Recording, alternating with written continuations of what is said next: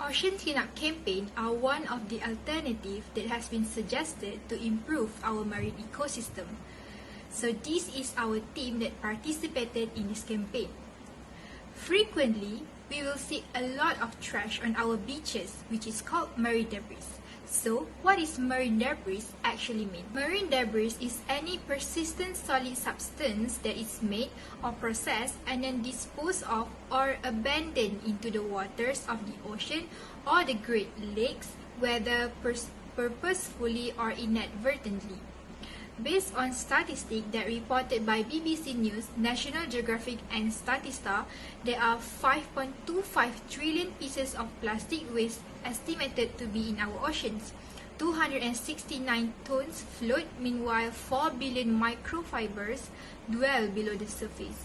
The majority of the pollution that occurs in the ocean are mainly caused by plastics, which is one of the types of marine debris. Welcome everyone. My name is Intan Faizani Binti Ridwan. Today we will focus on three main types of marine debris pollution, which are plastic and microplastic, derelict fishing gears, and abandoned and derelict vessels. Plastic are synthetic polymer compounds that contains a variety of other chemicals such as straws and bottles. Meanwhile, microplastic are tiny pieces of plastic that are so small which can be difficult to see with our eyes.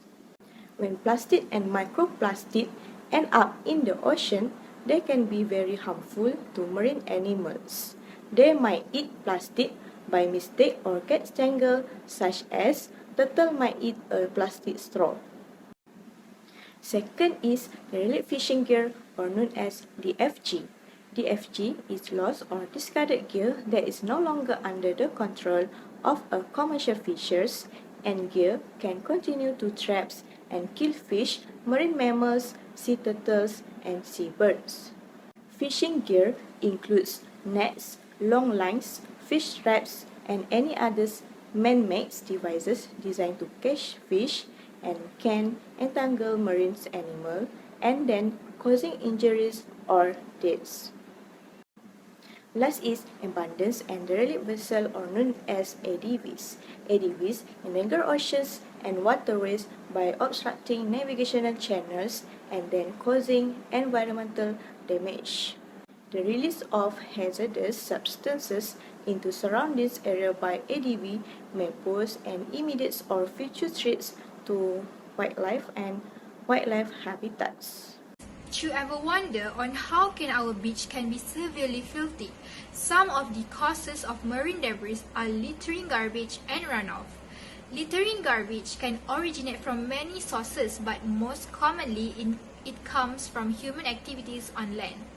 Any trash that not recycled or properly disposed of can eventually reach coastal environments during heavy rain events through storm drains. Litter and garbage can find their way to coastal environments by people at the beach that leaving their trash behind, residential or commercial trash that is not properly disposed of, and fishermen that losing or discarding fishing nets and lines. So the next one is runoff. Runoff is considered one of the biggest sources of pollution, and it is a non-point source pollution. This pollution can occur when rainwater flows over land paved surfaces such as streets and parking lots. After that, the water will flow and pick up pollutants along the way and lastly flow into the water bodies. Some of the pollutant substances include gasoline and motor oil. Again with me, Intan, we are going to explore the impacts of marine debris. First, we will look at how marine debris affect the water composition. Plastics and other materials changes the pH level. Certain types of marine debris, such as acidifying plastic or debris associated with industrial activities, can alter the pH levels of the waters. Marine debris also impacts on chemical oxygen demand (COD). Organic debris such as plants, material, and food waste can contribute to the COD in water.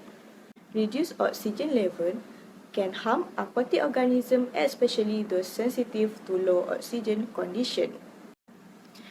Marine debris also impacts on sea life through the DFG.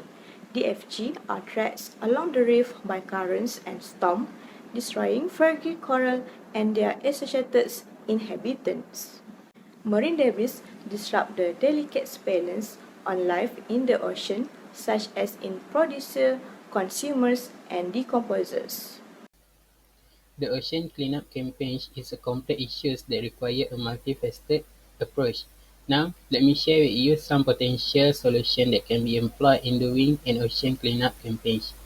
The first solution is reduce plastic use. One of the most significant contributors to ocean pollution is plastic waste. To reduce this, individuals can minimize their use of single-use plastic such as straws, bags, and bottles. Government can also regulate the use and disposal of plastic products. The second solution is proper waste disposal. Proper waste disposal is crucial in preventing trash from entering the ocean. Communities can set up recycling programs and provide accessible waste management facilities. Government can also enforce strict regulation and penalties for illegal dumping. Last but not least is sustainable fishing and aquaculture. Sustainable fishing and aquaculture practice can help to reduce the impact of this industry on the ocean. Government can implement regulation on fishing and aquaculture practice to ensure they are sustainable and environmentally responsible.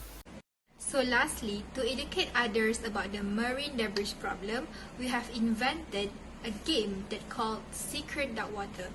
It is a game where a full dark water in an aquarium tank was provided. All of the marine debris and non-marine debris items were placed in the water, and students need to take out all of the items and separate them into two groups by writing its name on a piece of paper. The main idea of this game is that to educate children regarding the marine debris pollution and give them the real situation of how marine debris can pollute our seawater.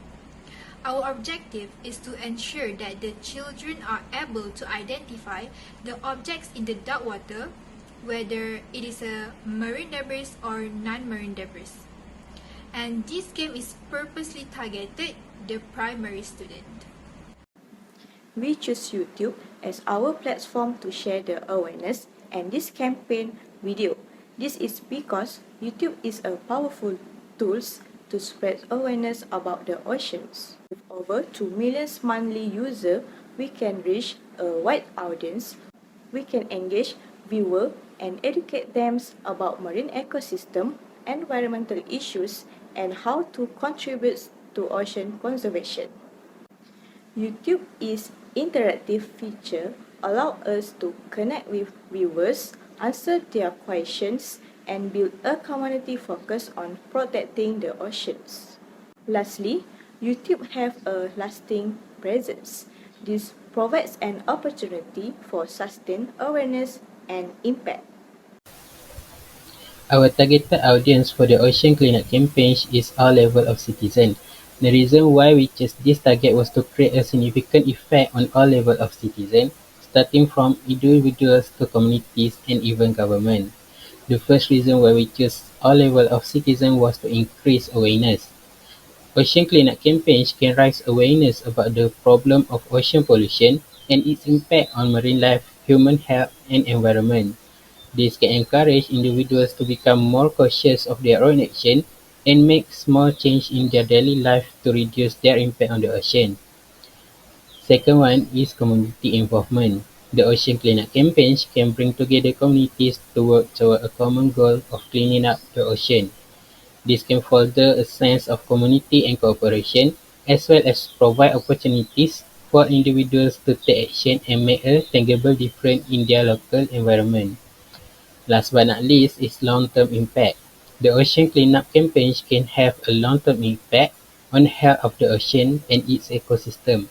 By reducing the amount of pollution in the ocean, we can help to protect marine life and maintain the health of ocean for future generations. As a conclusion, we must work together to preserve the sustainability and diversity of the marine life by take care the cleanliness of our ocean. That's all from us. Thank you.